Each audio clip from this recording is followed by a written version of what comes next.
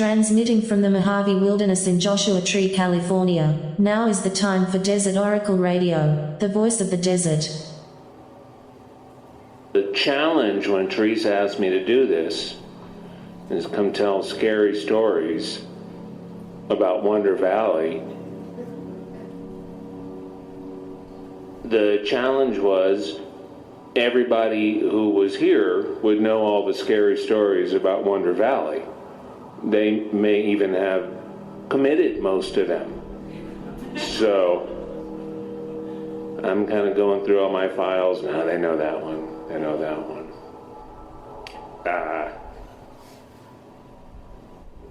So hopefully you won't know all of them.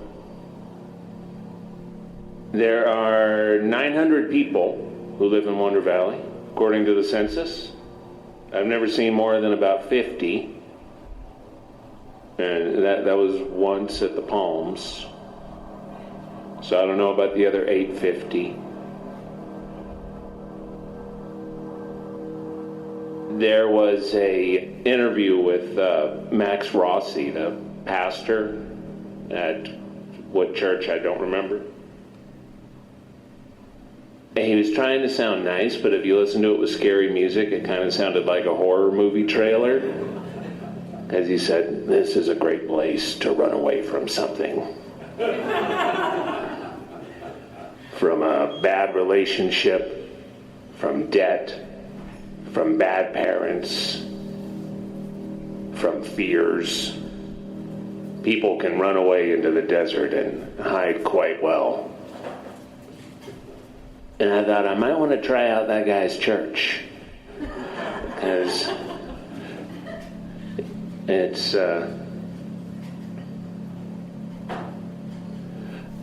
it sounded more self-aware than what you often hear from a pulpit. And then I did look him up, and it turns out he travels a lot, and he's not always at the church here, so I guess he's good. It was one of those articles that reporters write when they're trying to get their magazine or their newspaper to pay them to come up to the high desert for a weekend. And there's only a couple of stories, so they recycle every few years. And this one was also, it had chapter titles within the story. So it was like they wanted to win an award. And that's how you tell if you're reading a magazine article and it's got like chapter titles and a lot of kind of poetic phrases. Like you might enter the awards with something like that. And it had some poetic parts, and it was talking about the difficulties of living out here and the list of usual minor discomforts that always show up in those things. You know, the blistering heat, rattlesnakes. And then the end of the list was, and bobcats and vultures. And I know a lot of people don't know a whole lot about the desert and the peculiar things and the ways, but bobcats and vultures are very rarely on any list of dangers. The only verified example I have of a person having trouble with a bobcat, there's a picture that's been going around on the internet for years, and it's a bobcat in somebody's bathtub. And it's wet, and it looks very angry. And then there's a text that was supposedly on a Facebook post or something, and it says, I found this lost cat, and it's so grumpy. And if this is your cat, please come get it. It's already peed all over the floor. You know, it's scratched up my arms. It's a fake. The picture is real, but it's from like a wildlife rehabilitation place. You know, bobcats, and then vultures. Vultures are pretty much never a problem while you have any danger left in you, you know? I've never seen anyone feel threatened by a vulture. You might consider it an omen, and when they migrate in this time of year, and you see like 30 of them, over the Jack in the Box and 29 Palms, and you think, I don't know, I'm not going in there today. But you're not scared of them.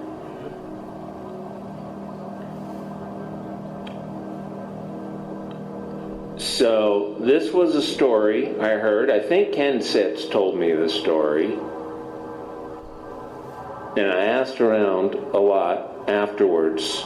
And it was very hard to find any details.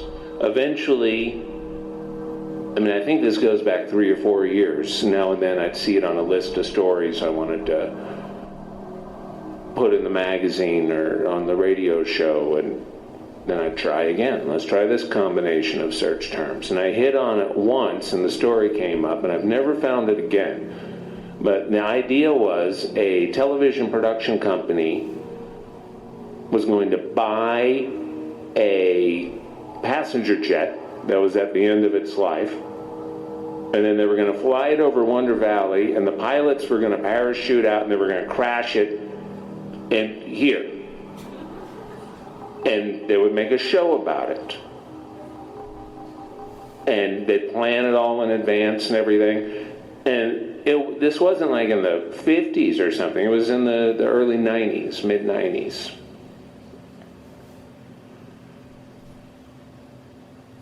So it did not get made. There was a Los Angeles Times story about it, but it got far enough that there were lawyers talking to the federal government. We have this idea. And they wanted to crash it into BLM land, which, as you know, around here is sometimes surrounded on 5 sides by houses. So it sounds absolutely insane. It's something that someone only would have pitched, before 9/11. The idea that you were going to intentionally, for entertainment, crash passenger planes into residential areas. It would have been the TV event of the year, but it never happened. And I kind of keep that story in the back of my mind whenever people really start complaining to me about like Instagram. Because Instagram maybe is a little annoying. Sometimes people stop in the middle of the road and take pictures, whatever. They did that before Instagram too, honestly. But I haven't heard anyone with plans to, like crash a plane into one of the high desert communities lately on purpose, for fun. There were 2 jets, and I ran into this by accident. Apparently happened in March. There were 2 like FA-18s that collided midair somewhere right overhead here, but they did not crash, so it was a friendly collision, I guess. They made it back to the airfield, but it caused $2 million in damage. Those guys got a blood alcohol check when they landed after that. And checking the surveillance video at the Virginian. Now, about the only other well-known history about this particular area that everybody's heard some version of is that Ronald Reagan was a homesteader in Wonder Valley. He got a plot, but he never built his cabin. He never proved up. You'd think he could afford it. He was a popular actor at that point. He was on Death Valley Days. That's apparently when he got the kind of desert cowboy, bug. We'll get a place out here. But because he never proved up, it went back into BLM, and nobody knows which parcel it is. It might be right here. It might be 10 miles that way. But had things gone just a little different, this could have been the home of the Ronald Reagan Historical Homesteader Ranch and, burial mound or whatever they did with him. And that could have changed the whole character of the place. But it never happened. Simi Valley got that rich cultural prize.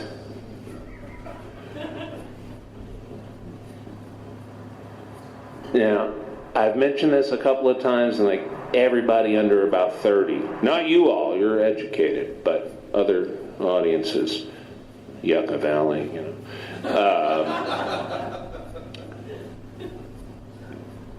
people don't really have any idea who Ronald Reagan was, which is kind of weird. I've had people actually say, like the airport? Yeah, they did change the airport for that guy. And a lot of people still call it national, but it's just not known. And you watch people on the news, on the cable news, who were alive and working in media and politics and whatever when Ronald Reagan was president, and they just act like they don't remember it. And it was weird. I remember I was in high school, and in a hamburger diner or something, the TV's on, and Ronald Reagan comes out and he says that he's identified a welfare queen. That's what the words he used, who got a new convertible every 6 months from food stamps, and so they got to shut down, the food stamps and the mental hospitals and everything. And everybody just acted like that was fine, and then everybody forgot it. So in 10 or 15 years, nobody's going to remember anything that's going on now. Hopefully we'll all still be here. Hopefully Yucca Man won't get all of us. That's what you got to worry about. A lot of people get nervous out in the desert at night. And you can say statistics, you can say, look, the chances of the home invasion robbery that you're going to hear on the radio tomorrow being your house are very small. But it still seems kind of weird out there. The real issue is Yucca Man. Because Yucca Man victims never show up in the paper. There's no crime you can associate with it. They're just gone.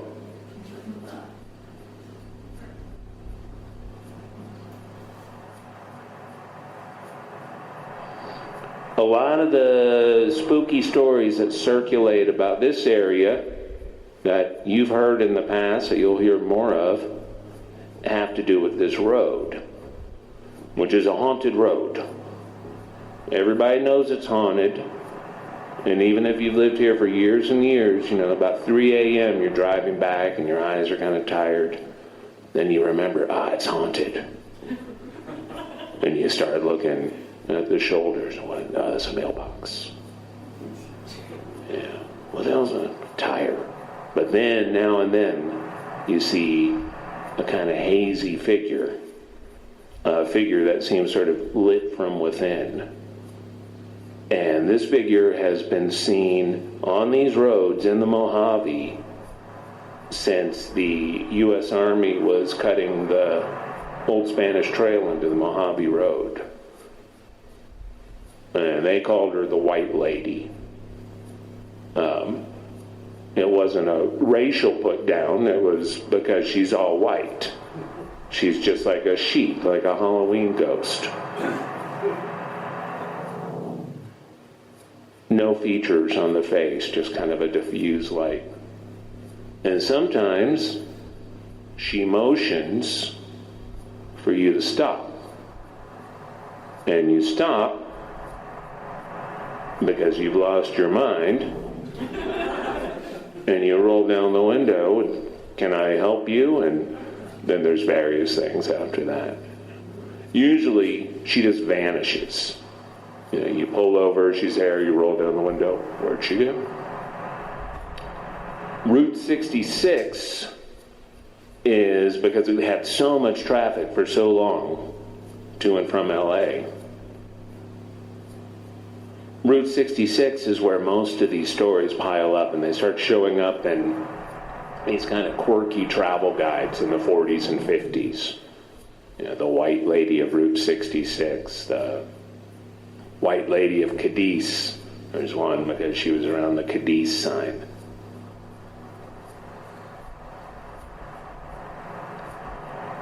Marines have added a lot to this lore.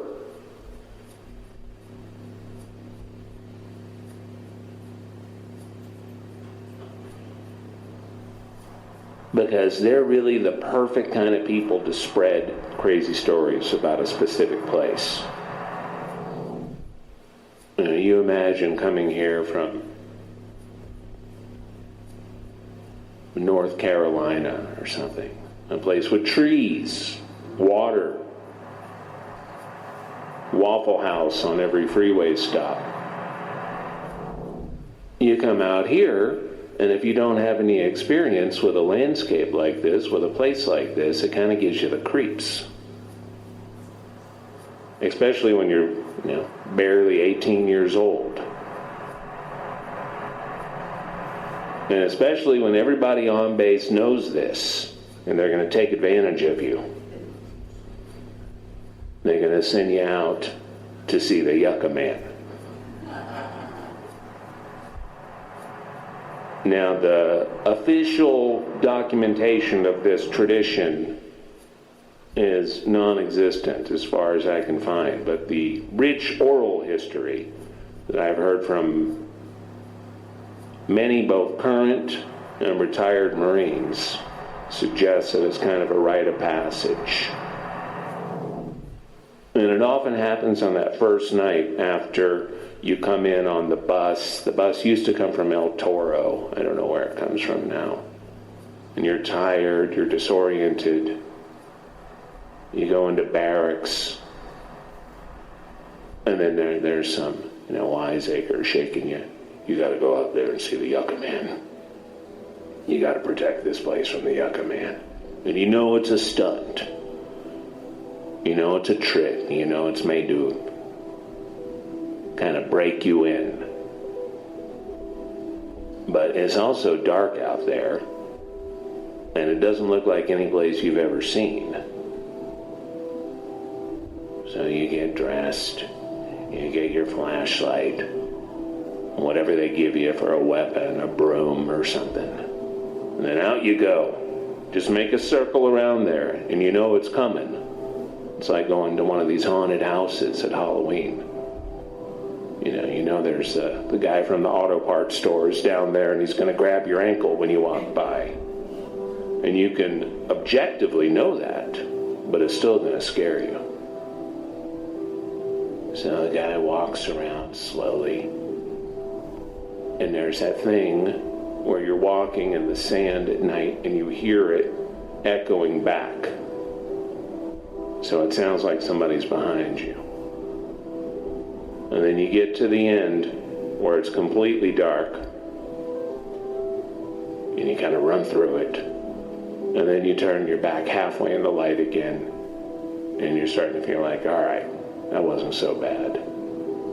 And then the guy in the camouflage ghillie suit with all the strings hanging off of it jumps out from behind a creosote and makes a terrible noise, and you fall over, and you're embarrassed, and everybody's laughing.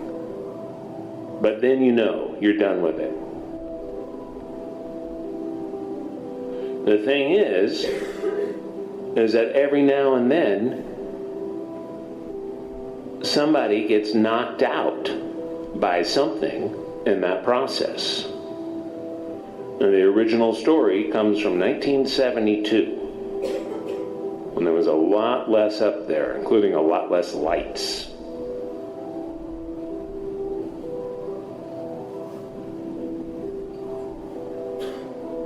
So there's the old rifle range. And this guy's in a guard booth. And he's got his radio on. And he's got the windows open because it's cooled down to about 98. And he hears a breeze and he hears a sound. And he walks out. And what he first sees are the eyes. And these eyes show up in a lot of these stories. The eyes are yellow-red like coals in a fire. They're not reflecting anything. They're intensely bright. When you hear younger people tell these stories, they'll say it's like LED lights. I like coals. It sounds better. And it also has a sense of something going on behind it.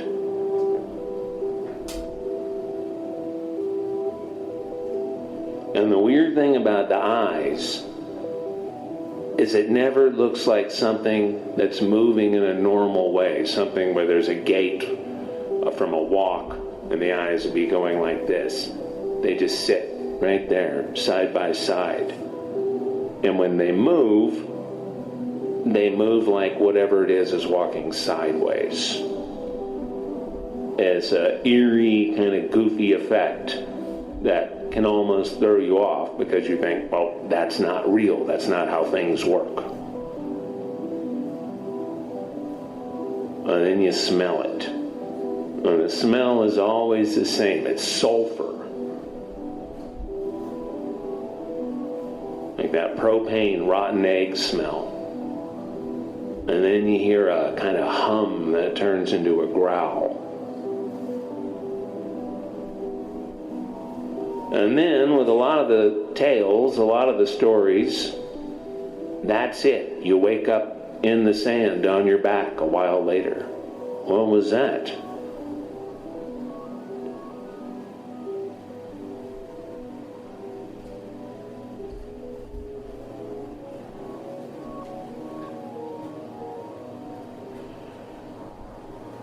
The two stories that come up a lot about driving through Mojave Trails and Mojave National Preserve both come from marine sources. The first time I heard this one, I went looking around and I found almost the exact version, even the year was right, on a marine message board about something very specific, like equipment or something. It wasn't, it was a thing with a bunch of ads all over it. And it was like, oh yeah, I'll tell you one. This is what I remember. So this guy has to work late, and he's got 3 buddies, and they're going to Vegas. They went ahead. So he's driving by himself.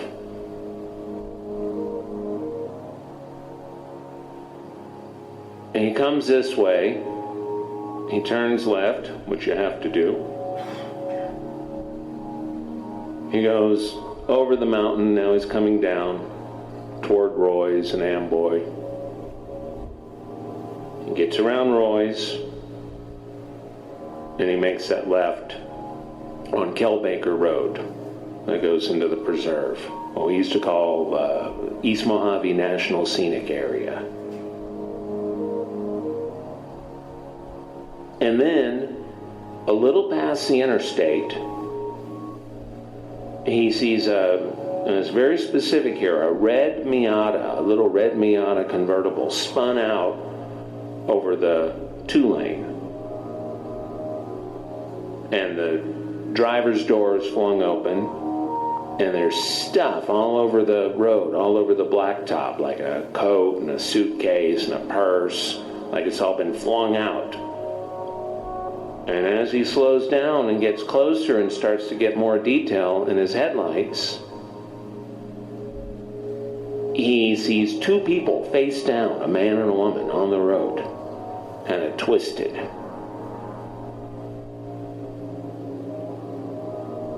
He gets out with the instinct of helping, wanting to help. And as he walks over the clothing and the junk tossed out of the car, in the beam of his high beams behind him, he starts to see figures rise on either side of the blacktop. It's people, and it's a bunch of them. And they're moving out of the brush, out of the sand, and up onto the shoulder. At that point, he decides it's okay to freak out. And as he's turning to run back to his car, he sees the people on the road rising up. So he jumps in, he slams the door. He claims he slams it on his leg, and then drives through, maneuvers through the people and the luggage and around the Miata with his foot hanging out of his car. And then he gets himself completely in the vehicle after he clears and says, I drove about 110 all the way to the Nevada line.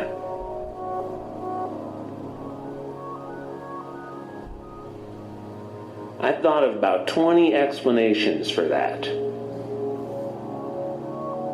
Assuming it happened, which you have to assume it happened at least once out here. And about the only one I ever came up with that might be mundane is that maybe people were shooting a low-budget horror movie without permits out on the road at night.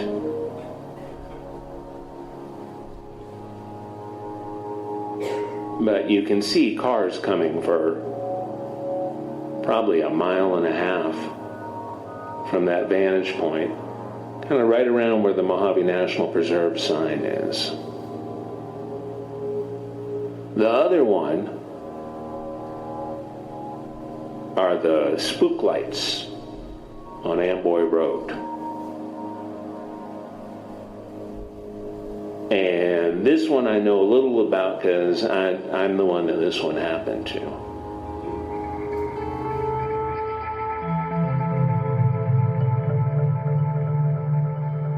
We'll be back in a few moments with more Desert Oracle Radio in Wonder Valley.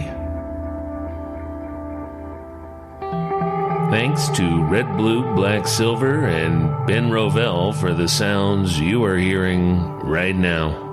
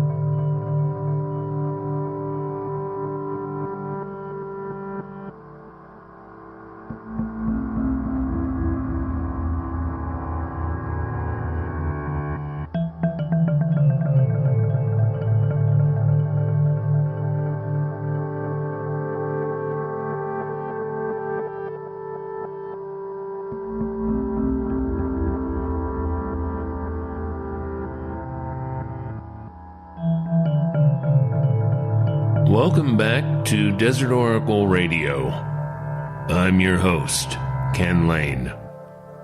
And this program comes to you tonight from Wonder Valley, at the edge of the Cleghorn Lakes Wilderness and Mojave Trails National Monument. I was in Death Valley. It was the Super Bloom a couple of years ago. People were coming from all over the world to see a little more flowers than usual in the spring there. It was very pretty. But everything was booked up. Pahrump was booked up. There was also a relay foot race going on that weekend. So I could not stay. I spent the day. I hadn't brought camping stuff, so I was just going to drive back.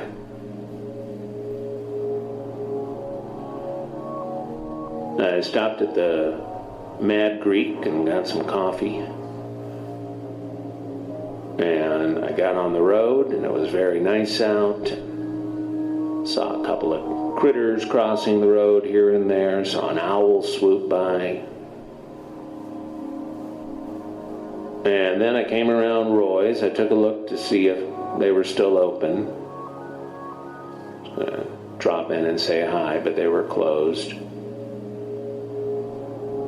And then I started going up the grade between the salt pans. And as I'm getting up the grade, like coming up on Cleghorn, I see lights in my rear view, and they're going really fast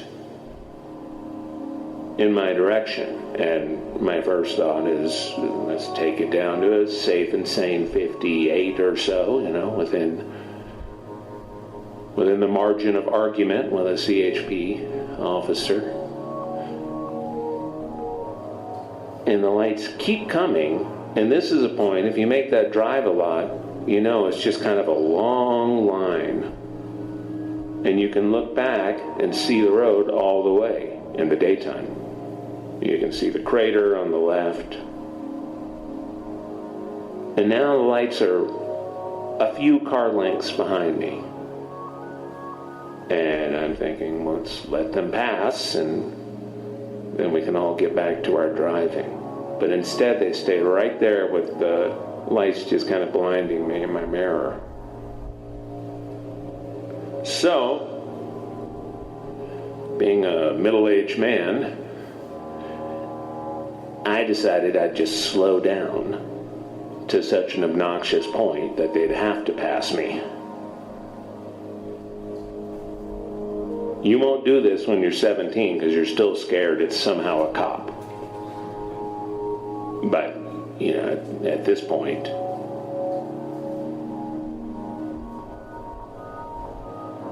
and I go down, I'm on the cruise control, doing it with the button, 5 miles an hour per push.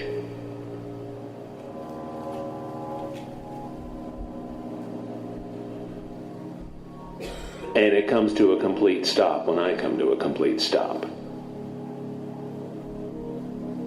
So now that I'm stopped, I turn my head around to look behind me, and the lights retreat at what looked like, 100 plus miles an hour. No turning around, no anything, just straight back. And it was one of those things that you spend a couple of moments trying to make some kind of sense out of. And then I just got out and looked down the road behind me, and I see the lights zip off to a point of light in the distance and just blink out. And I've been driving for a while at that point, and I had a moment of, well, maybe it's some pranksters. And maybe I should drive down there and find out. And do what, But it was late, and I was tired, and I just convinced myself, it's the well-known Amboy pranksters who are out there middle of the night on a weeknight.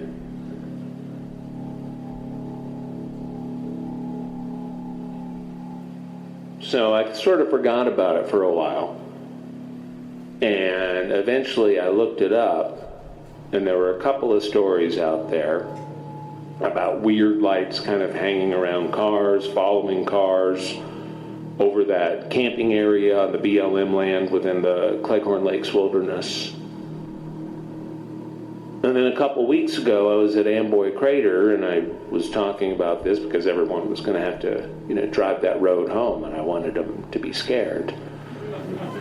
So I told the story, and then after we broke it down, it was the 25th anniversary of the California Desert Protection Act that made Mojave National Preserve a national park and made Joshua Tree a national park, Death Valley.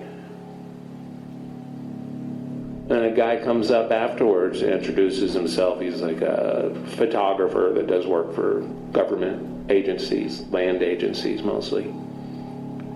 And he says, yeah, that I kind of got chills when you were telling that story, because the same thing happened to me through the preserve. And in his case, it was about an hour and a half before sunup, because he was racing to get to some place where he had to take some pictures of birds in the morning, and the birds will be all out in the morning with a nice light. And he was coming out of Nipton, where he was staying.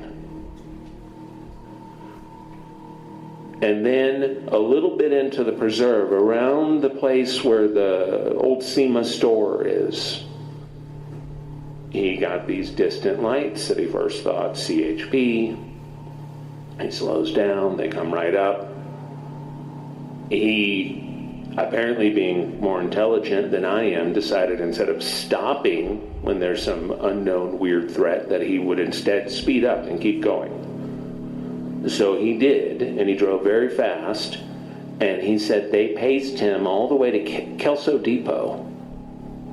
And at Kelso Depot, he turned left there, where the stop sign is before the railroad tracks. And when he turned left, he said nothing came out behind him. So he said they were just kind of on his bumper, and he turns left, and then they were gone. They didn't go right. They didn't go into the depot parking lot.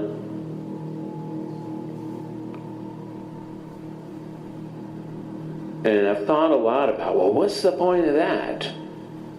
And like most weird things that happen to people, there's no point.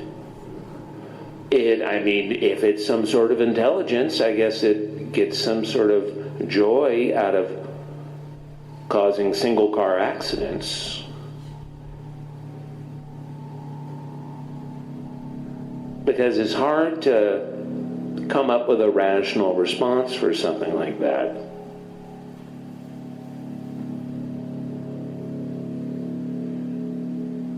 The scariest story, especially for people who buy real estate out here, is a true story, and it's something called Shack Attack. Does anybody remember Shack Attack? You tell realtors about this sometimes, and they just start crying. The county of San Bernardino got state and federal grants and knocked down as many homestead cabins as they could in the high desert, mostly in Wonder Valley, but also in Flamingo Heights, Landers, some up on the Mesa even. There were originally 4,000 habitable homesteaders out here. And more than half of the structures that were still up went down in the 10-year period.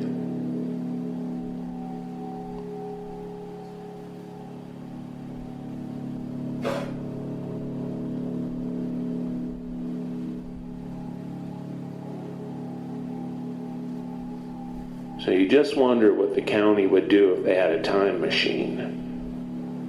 I think they'd go back and undo all that, because they probably about triple the tax base up here.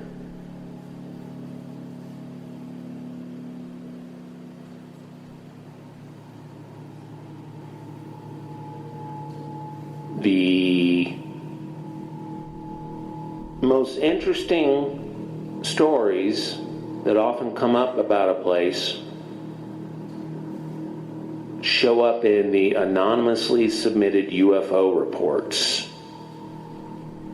These are interesting because nobody can get any fame or glory or anything out of it. They've just contacted this organization. There are a couple that will take your reports. There's one called the National UFO Reporting Center, and they'll take your reports, and they have a database that you can get onto online.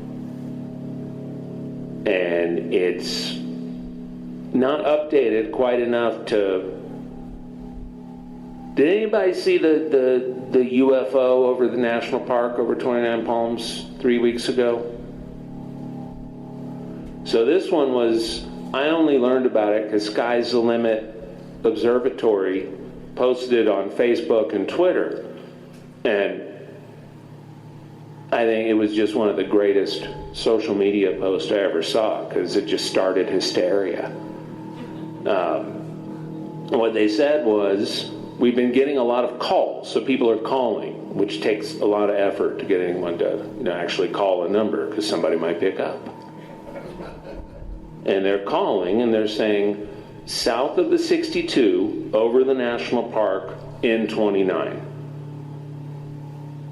There was something, and it was dramatic enough that people were calling up and, who should we call?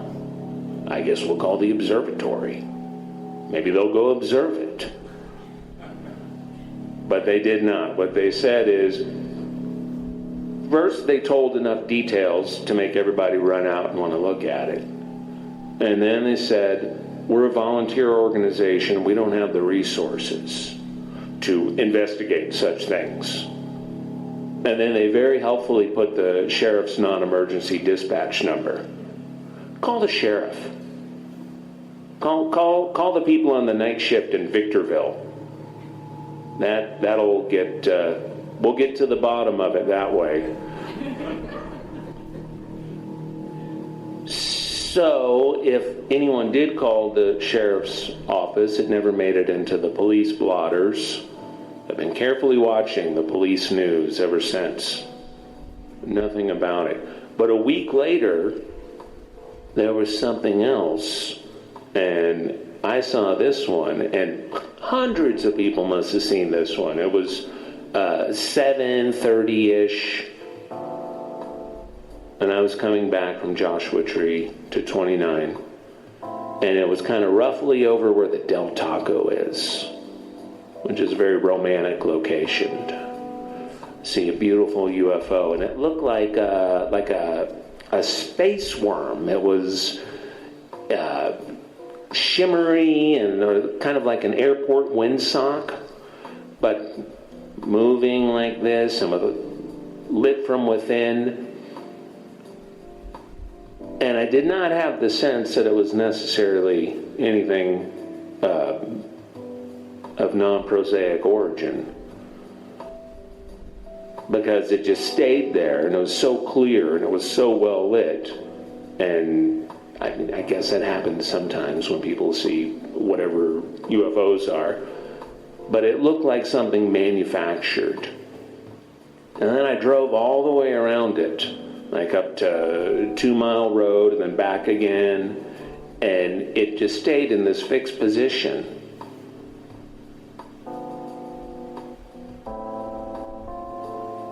And while I have a fairly good sense that somebody was playing with something involving LEDs and I don't know what, the weird thing was, it was just over there, right next to a Marine base, with all this weaponry, and it was over the area for a good 10-15 minutes that I drove around it. And I saw it kind of all the way from Copper Mountain. And you realize when weird things happen like that, there's nobody to call. There's no one who can do anything about it. In the Phoenix Lights in 1997, these mile-wide, silent, black triangles were just hovering silently in place over major intersections, over the Phoenix Mountains Preserve. The governor, Fife Symington, heard all the chatter on his radios and drove over himself to Phoenix Mountains Preserve and saw it. He said it covered the entire mountains. If you know Phoenix, there's like Squaw Peak and there's two other mountains. And it's probably 2 miles across, and there are these nice homes around it. It's kind of like how Camelback Mountain is.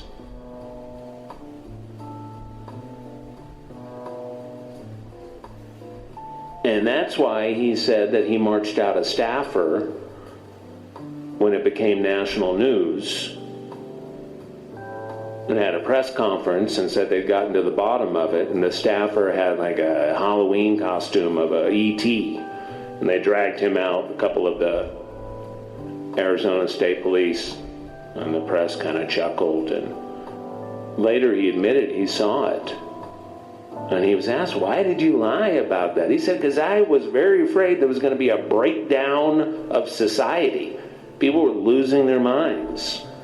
There were semi-trucks on the 10 just pulled over on the side of the road with the truckers standing out in the middle of the interstate looking up at these things that looked like they were, a couple of 100 feet above their heads. And why go to work tomorrow? Whatever it is, it's here.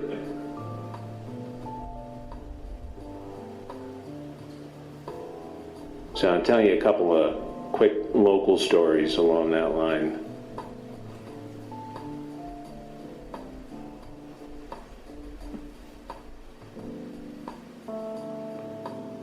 It's a kind of news, because even though that's not really news, they're old stories, they're usually news to people because they don't show up in the paper, on the radio station or something, but they happen to people, and these strange events stuck in people's minds.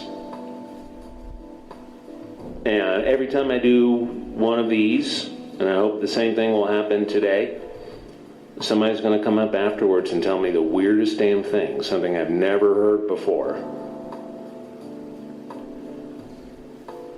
A guy who lives in Wonder Valley, who I've never seen again, he came to a thing we did at the High Desert Nature Museum. And he comes up afterwards and he says, when it's nice out, I'll sleep outside, and I have like one of those pool lawn chairs, the flat ones, with like a chase lounge kind of thing.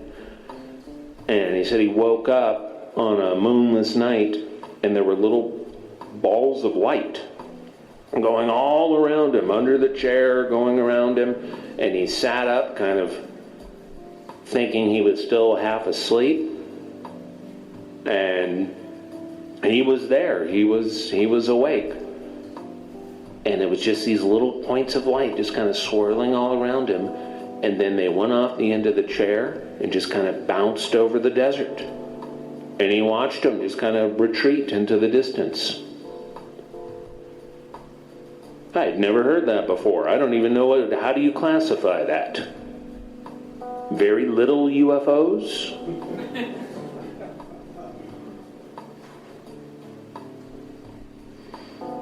So this is one from the National UFO Reporting Center. And it says, driving between 29 Palms and Amboy, I saw a flashing light up ahead and came upon a UFO. 50 yards or less away from us, flashing one large light from the middle of the bottom. Only saw the bottom of the craft. Two things coming from opposite edges. The light flashing changed both pulse and rhythm. I left the scene. Then, between Amboy and Essex, it appeared in front of me. It flashed 3 lights in different rhythms. The light shut off. A big light flashed on the bottom, again illuminating the bottom of this thing he saw. I assumed it was the same UFO.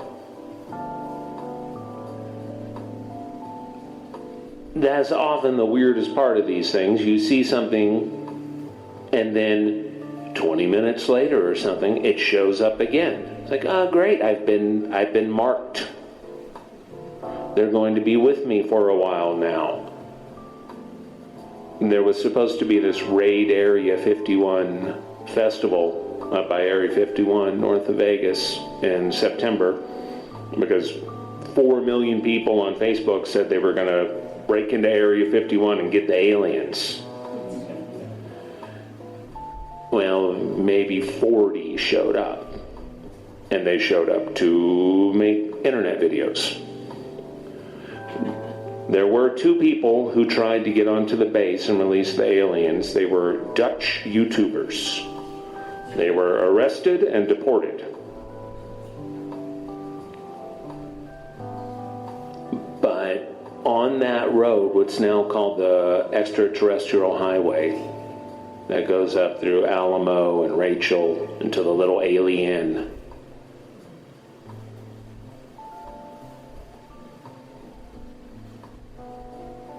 These 3 tourists from the Bay Area are planning to camp by the side of the road, and then they're going up to Burning Man.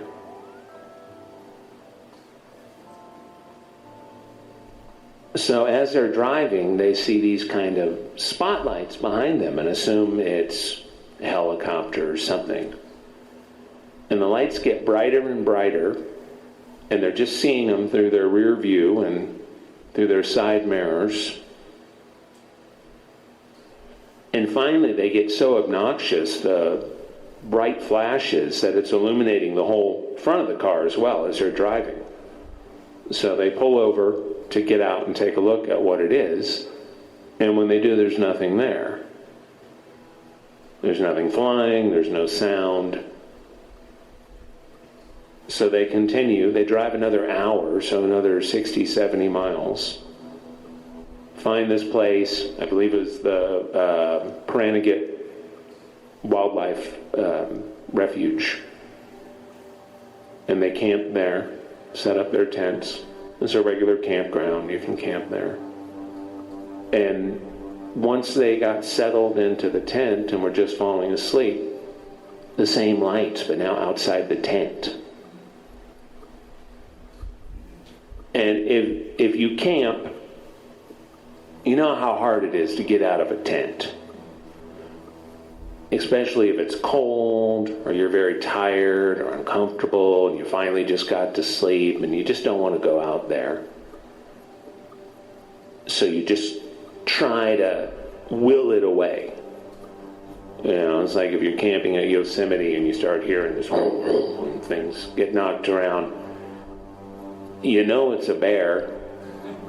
You know it's in your ice chest. You know you have to get out and do something about it, but it's also 21 degrees and you're barefoot in long johns and there's a bear, so. Well, they did the same thing. They just stayed in the tent, hoping it would go away. But it was just too weird. They said it was like spotlights coming from a police helicopter in a police car chase without sound. So finally, one of them unzips the tent, hops out, and the lights all go off, and that's it. So the experience is weird enough. The idea that it is responding to you and following you for 60 or 70 miles randomly. You didn't do anything. That's the kind of thing that makes a lot of people terrified of being on the kinds of roads that we drive all the time out here. It has never made me terrified. It has always kept me awake, though.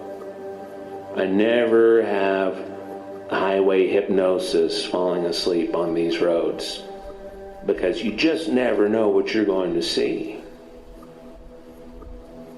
And you don't want to hit a jackrabbit and overturn your vehicle.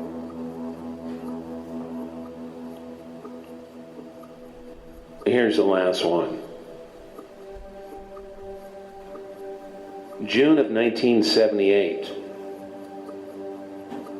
While in the Marine Corps as a young man, I was up on a hill observing fire missions from artillery units when I spotted two bright objects over the mountain range in front of me.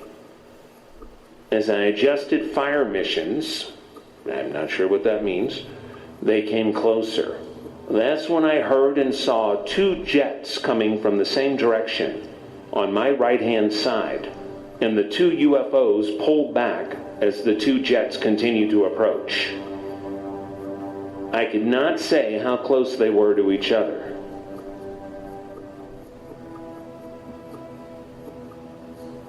All of a sudden, the UFOs just shot up into the stratosphere, and they made those jets look like they were standing still. And he says, I called a check fire, and they came back with, what's your prerogative?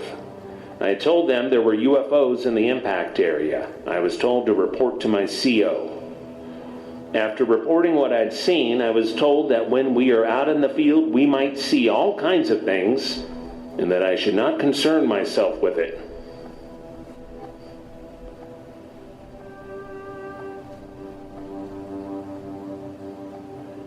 And from August 77, I was in the Marines and stationed at the Marine Corps Base 29 Palms.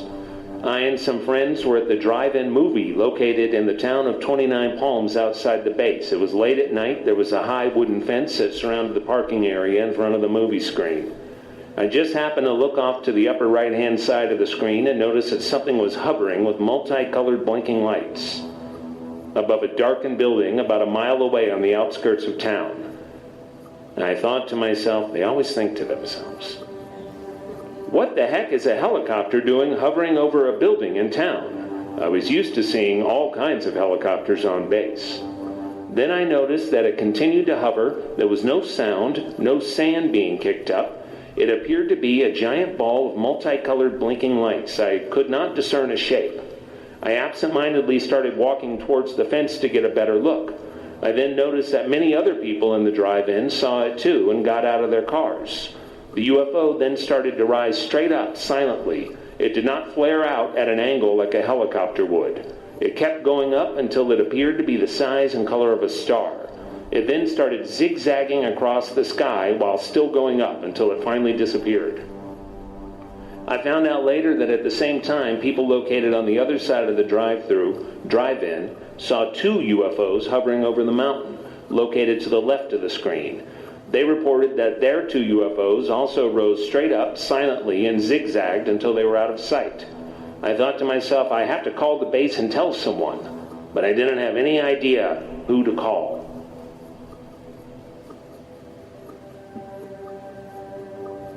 So, if anything happens here, there's no one to call, I'm sorry to say. You can't call the Observatory Club. You can call Teresa, she'll put it in the sandpaper. You can call Gary at Z107, and especially if there's a murder in it, he'll blast it out on Facebook for the next 3 weeks. So thanks a lot for coming over here and spending a little bit of your Saturday with me and these stories. And I think after this I'm going to go over and maybe get a beverage at the Palms. So thank you.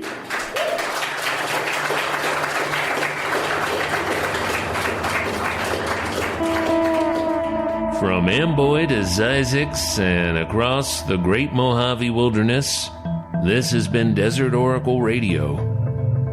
Pick up our field guide all around Joshua Tree and the whole desert Southwest, or subscribe online at desertoracle.com. We've even got one of those Patron things, Patreon. I always pronounce it like the tequila. But we've got some extra stuff for our Desert Oracle patrons.